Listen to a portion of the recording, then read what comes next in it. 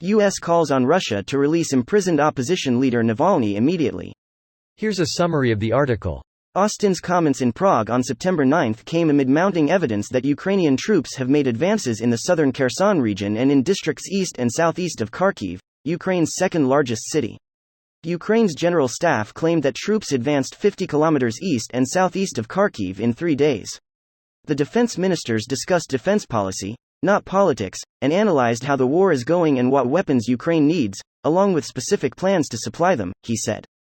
Russian officials have said nothing about the situation on either front in Ukraine or about Ukrainian successes, though pro-Russian military bloggers have for days been documenting major movements in battle lines in both places. On September 9, the Russian-appointed administrator for Kharkiv-occupied regions told ROSSIA-24 TV that Ukraine had made a substantial victory in the eastern region. Watch. U.S. backing for Ukraine's fight against Russia's invasion will continue for as long as it takes, said Defense Secretary Lloyd Austin in Prague on September 9. If Ukraine's 2 counter-offensives turn out to be sustained and significant, they would further fuel doubts about Russian fighting strength and manpower, as well as Russian commanders' tactics. This post received a score of 19,000, with an upvote ratio of 95%. Here are the top comments in response to this article. I'm surprised that the dude is still alive. If they kill him, he's a martyr. If they let him die in prison in 15 years, he's someone else's problem. Putin cancelled the contact between Navalny and his lawyer. Now the US seems concerned about his life. Guess Putin is about to kill him again. No contact with his lawyers is not the whole story. Navalny is now in permanent solitary confinement. Well, not permanent, they let him out for a couple hours, accuse him of breaking discipline somehow and put him back into solitary confinement for 15 days, maximum allowed by law. Not sure what happened, but he appears to have had a stroke while he was being released. What an unfortunate series of events. He fell out of a prison window? I don't think he's still alive. Same. He should never have gone back. But he was committed to his cause. I hope for him that he is released, but in my humble opinion that chance is almost nil. It's a statement of martyrdom. If he gets assassinated in another country, Putin can control the narrative. He put himself in Putin's hands and is daring him to finish the job.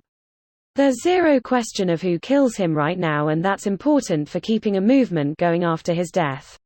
No, fellow comrades, he simply fell to his death out of a first-story gulag window. Happens all the time. In Russia, you have to be careful around windows.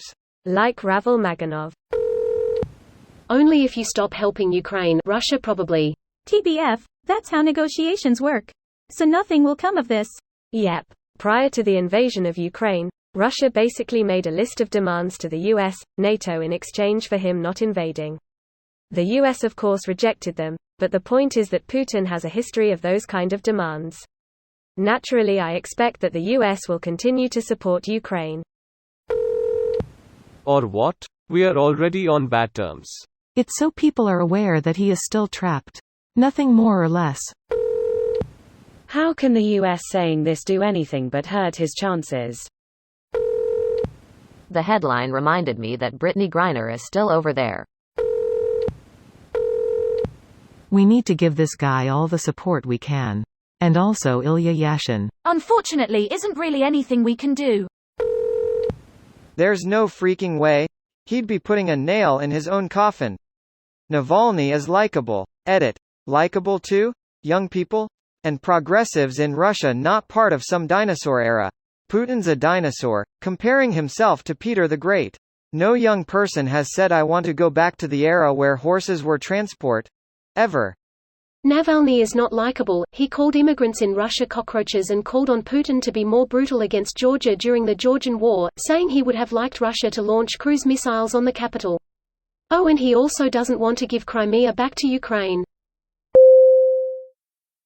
This video was automatically created by Reddit to speech. The article and comments in this video were selected from Reddit according to their upvotes, and any paraphrasing was performed by smmry.com, without any human intervention.